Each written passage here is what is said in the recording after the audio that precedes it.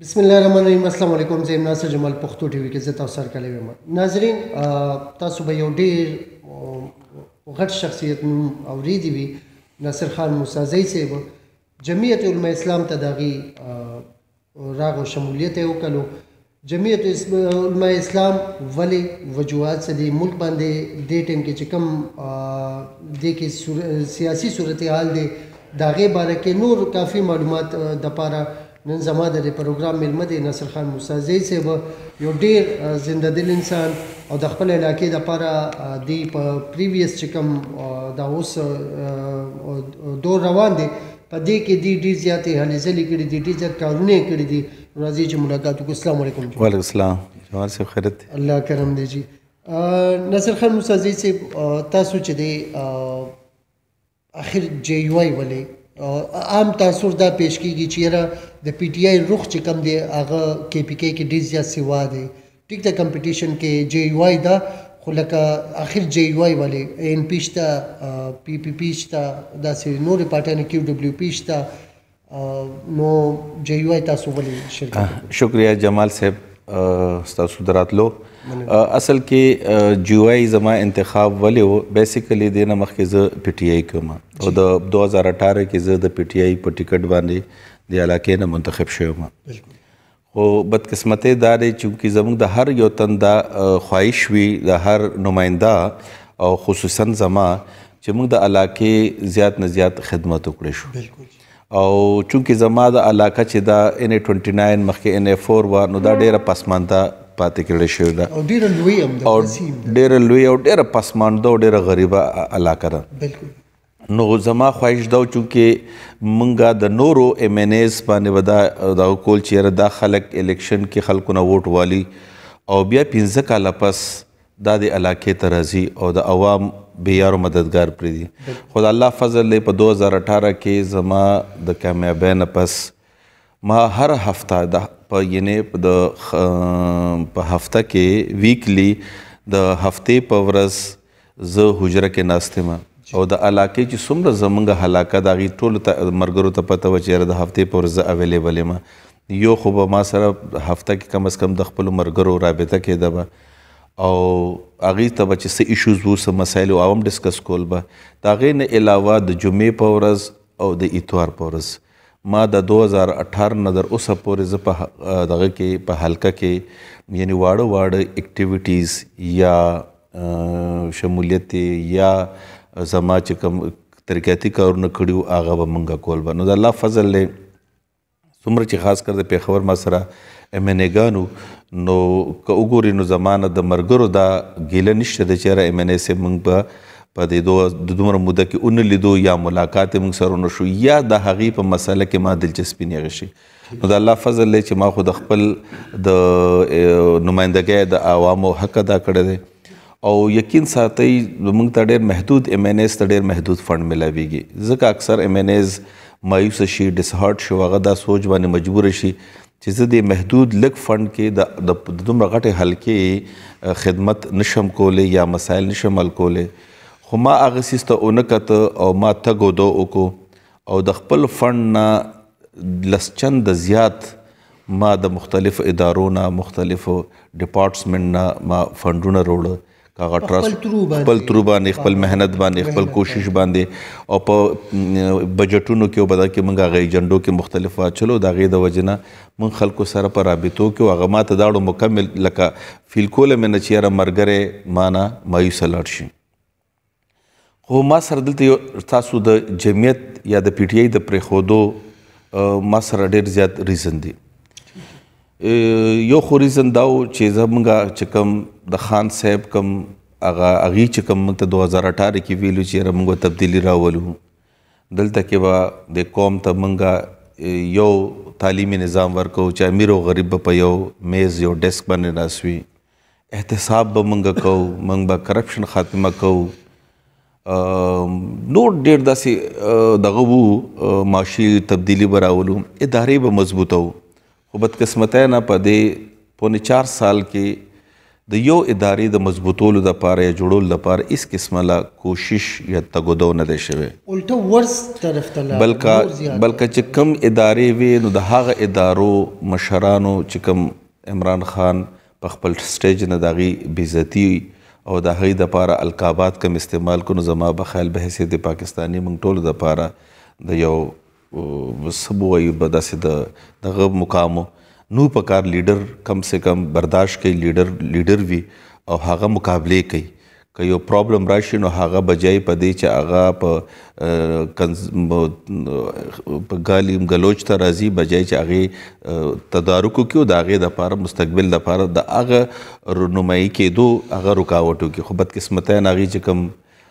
حالات ستاسو د الیکشن کمیشن زمونږ د ملیټري اسټیبلشمنټ خلاف زمونږ دغه یو کم زمونږ ایون اپوزیشن لیډر په دې ملک کې هر چاته حق دی چې هغه سیاست وکړي او د هر چا یو خپل طرز سیاست دی بیا به عوام فیصله کوي چې یاره موږ ته کومه پولیټیکل پارټي خدمت کوي دغه کوي خودي سیاست نه دشمني جوړه کا او پولیټیکل مخالفین داسې ګڼل لکه چې یو دشمن وي نو زما په خیال په جمهوریت انداز کې دا څیزونه نه وي موږ اختلاف رای به ساتو خو اختلاف رای به د نفرت حده پورې به نه ساتو زما دا خپل یو سوچ دی او دی انا به ترې نه جوړو ضد انا بني چې بالکل دا کریمینل دی دوی سره کېناستل نه دی دوی سره دا نه دی د پاکستان د جوړولو د ټولو خلکو دا یو سوچ وي که هغه زه یم که هغه تاسو یې او که هغه د دې علاقې یو ممبر دی او کونسلر دی او که چیرمین دی او که ایم این ایم پی دی د هر چا دا خواهش چې زه دا ملک او دا قوم جوړ کړم او یو ترقی او خوشحالي ته مو کریډټ هم والم او خلک زما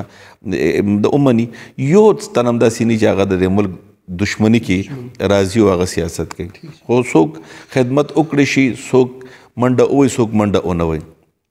خو دا نه د پکار چې یاره موږ مخالفینو ته دشمن زه وګڼم او هغه نه داسې نفرت وکړم چې لکه دغې نو یو خو دغه وجه وه دویم دلته کې ما سره چې کوم لوکل لیډرشپ و نو بدقسمتۍ نه شاه فرمان د هغه یو عجیبه رویه سوچ او هغه په دې دغه کې و مبتلا و تنګ نظري کې چېرې دا ایم این اے ناصر موسی زی ډېر منډه تړلی وي علاقې خلکو سره ټچ دی ملګرو سره اوسې نه دی زمانه مخکې نشي اگر چې ما به هغې ته دا ویل چې ستا سره کوم ګورنرشپي ده زما ایم این اے توب ګورنرشپي ده حکومتونه دا د تګ راتګ څیزونه دي دا نشته سبا به نه وي پکار دی چې موږ د څلورو کال د 5 کالو کې د عوامو دومره خدمت وکړو چې کم سے کم که موږ بیا نم یو خو د دې علاقې دا خلک ووایي چې یاره دې ته که موږ یو ځل نمایندګي ورکړې وه نو زموږ حق ادا کړی و خو هغه خپله ماته دا ویل چې یاره دا څیزونه نه په خدمت باندې نه په کارکردګي ده نه په ورکینګ ده بس دا خلک عجیبه خلک دی ووټ ورکوي دې ته نه ګوري چې چا زموږ خدمت کوي که څه نه کوي او عمران خان لکه څوک ووټ ورکوي خو ته به م یو زه به م یم زما دا سوچ نیچر نو مونږ ویل چې عوامو مونږ دې لپاره عمران خان ته ووټ راکړی دی مونږ ته ووټ راکړی دی چې یاره کیدای شي دې نورو نه نورو لا ځکه ووټ ور نه کړو چې نورو نه مایوسه وو خو که موت هم په کور کې کینو نو دا خلک به ځي چېرته نو ګورنر صاحب خو 4 کاله په خپل ګورنر هاوس کې کېناستو او چې په کوم نظریه باندې د هغه سوچ و هغه نظریه فالو کا او د ګورنر هاوس نه 4 کاله رونوتو او د بجای په دې چې هغه سره یو غټ اهم پوسټ و عیني پوسټ و او هغه پوسټ نه هغه ډېر غټ د هلاکې خدمت کولی شو بلکې ډېر ټول پېښور خدمت یې کولی شو ځکه چې په صوبه کې او په مرکز کې په دواړو کې د پی ټی آی حکومت و نو د هغه چې دی د شاه فرمان بې حیثیت ګورنر هم یو شاه فرمان د پارټۍ لیډر او دویم د ګورنر په حیثیت هغه د وزیر اعلی نه هم ډېر کارونه اخیستی شو فنډونه او عمران خان سره دغه تعلق هغې نه هم اخیستی شو خو بدقسمتۍ نه عمران خان ته او نه وزیر اعلی ته بلکې ما سره یو ظلم یو زیاتې دا کولو ما سره نه د حلقې سره د زما د NA29 خلکو سره کوی دامان محمد خلیلو سره چې زما کم منډه تړله به وه او د سی ایم نه د وزیرانو نه هغې کې به ماته ډېر غټ رکاوټ جوړولو به او وزیرانو ته به فونونه کول چې یاره دا ایم این اے صاحب حلقه چې دا زما حلقه ده او زه خپل حلقې خلک ډېر ښه پېژنم چې دوی به سره به زه څه کوم به نو زه که چېرته منسټر له به لاړم که زه به چېرته افسر ته لاړم نو هغوی به ماته ویل چې یاره شاه فرمان صاحب وایي چې دا زما حلقه ده چې څه کوئ نو ما نه به تپوس کوئ او تاسو بار بار په دې کې راځئ نو موږ چونکې افسران یو نو بجای په دې هغه ګورنر دی نو چرته ډي خان چرته چترال وزیرستان ته هم ټرانسفر کوي به نو ښه داره چې ایم این اے صاحب زموږ دپاره قابل احترام وي خو به د حلقې د خدمت نه بس لږ لږ به دغه څیزو کې به رکاوټ به کې هغې باوجود زه به پټ پټ تلم به موږ به کارونه وکړل موږ به دا کول او بعض اوقات به هغې ته چې بیا پته ولګېد هغې نه پس نو هغې ته به لږ ډېر تکلیف هم میلاوېدو خو به هر حال یو سیسټم به موږ چلولو به خان صاحب ته ما د دې ګیله کړې وه چې یاره شاه فرمان زما په خپل هم نه کوي او زما په کارونو کې هم رکاوټ راځي هغه ویل زه به هغې پوه کړم خو زما په خیال یې پوهول څه چې نور هم پابندي په ما ولګېده نو یو خو د شاه فرمان ما دا فیل وکړو چې یاره زه کوم سیاست خدمت دپاره نو که سیاست کوم خو او که پی ټي آی کې پاتې کېږم نو بیا خو پکار چې زه را روان الیکشن او د نمایندګۍ ذهن سوچ نه وباسم ځکه چې د عوامو زه مستقبل کې نمایندګي او خدمت نشم کولی نو د هغسې د ودرېدو سخت پکار دی یا که دا جذبه وي چې یاره باقي د آیندې دپاره هم د علاقې او د قوم خدمت وکړو نو پکار دا دی چې بیا زه خپله دغه چینج کړم د دې نه جدا شم نو جماعت نو ځکه دغه ډیسیژن زما لو اوس نورې پولیټیکل پارټیانې ولې دلته کې دي پیپل پارټي هم ده نون لیګ هم دی جمعیت هم دی نو د نورو پولیټیکل پارټیانو چونکې دلته کې نون لیګ دی هغې صرف پنجاب حده پورې محدود دی او هغې دپاره پاکستان مسلم لیګ دپاره پنجاب پاکستان دی هغې زموږ د پښتنو په خپل حکومتونو کې همیشه دپاره اګنور کړي دي نو که ټیک شو زه به هغې سره وم هغې به ما ته څه حده پورې به زما ذاته پورې خو به زه چېرته مشیر ایډوایزر ایډجسټ کړی وم خو د قوم خدمت دپاره هغې په خیبر پښتونخوا کې انټرسټډ نه دي نو د هغې د وجې نه مراعات تاسو لکه غواړئ به نو هغه تاسو ترېنه راخیستلی نه شي د خپل ضرور خبره ده چې د هغې یو سوچ دی دا ځل بار بار هغې حکومتونو کې پاتې شو اوس هم حکومت کې دی هغې نه مخکې حکومت کې و خو هغې دلته کې چې کوم نمایندګان یو دغه کې یو ځل زه هم پاتې شوی یم خو هغې خپل نمایندګانو ته کله هم پکار دا دی چې کم دلته کې الیکشن لړاوي چې هغې ته فنډونه ورکولې د علاقې د مسایل نه ځان خبرولو هغه د حل کولو دپاره هغې تګدو کوشش کولې خو هغې د خیبر پښتونخوا د پښتنو د مسایل په حل کولو کې سنجیده نه دي نو کیدای شي دلته کې چې کوم مسلم لیګ سره زموږ ملګري دي هغې خو چېرته نه چېرته ایډجسټ شي تاسو به کتلي وي عهدې مودې ورته میلو شي د هغه تن ذاته پورې خو هغه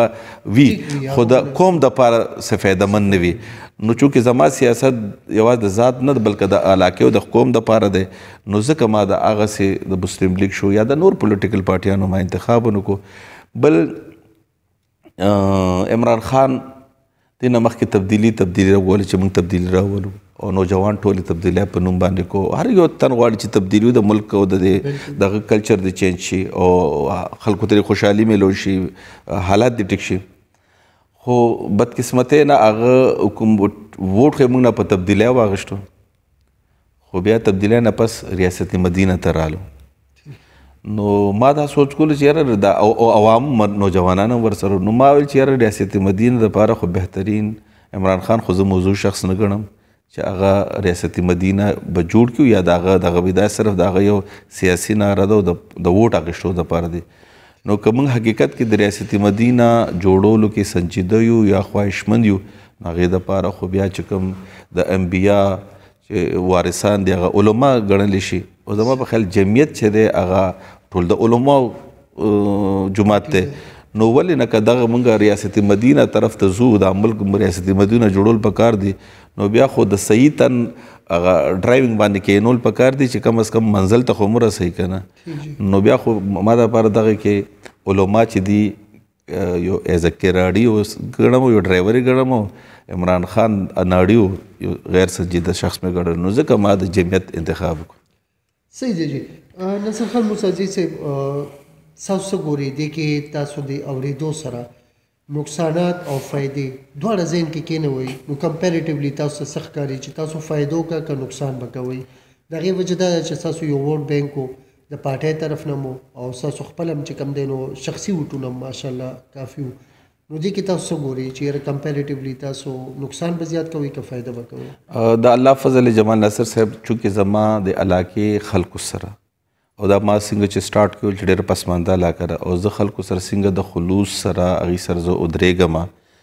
نو خلکو ته عمده پکار دی چې د هغې مسایل ښه حل شي. جی بالکل. اوس که هغه پی ټی آی ده او هغه کې شافرمان غوندې تن وي نو که دنیا وزارتونه حکومتونه راشي خو هغه د قوم ته فایده نشي اخیستی ځکه چې هغې به شافرمان پسې چرته ګرځي او په دې 4 کالو ګورنرۍ کې مې هغې وکته او هغې نه مخکې نو چې یو سړی د خلکو خدمت نشي کولی نو هغه پارټي به سي. ما ورته ویل چې اوس هم په مرکز کې د مسلم لیگ نون حکومت دی شهباز شریف صاحب وزیر اعظم دی خو د دیزي مسلم لیګي هغه نه فایده نشي اخیستی یا خو د دیزي مسلم لیګي په کور کې ناسته او یا هغه فایده نه ورکوي نو په هغه حکومتونو باندې بسي چې چرته زما استاور کې د مسایل نه حل کیږي. نو ضرور خبره چې دا پی ټی آی والا مرګري چې تقریبا 60-70% ما سره دي ما سره شمولیت یې وکړي انشاءالله تاسو به د نیکسټ ویک نه ګورئ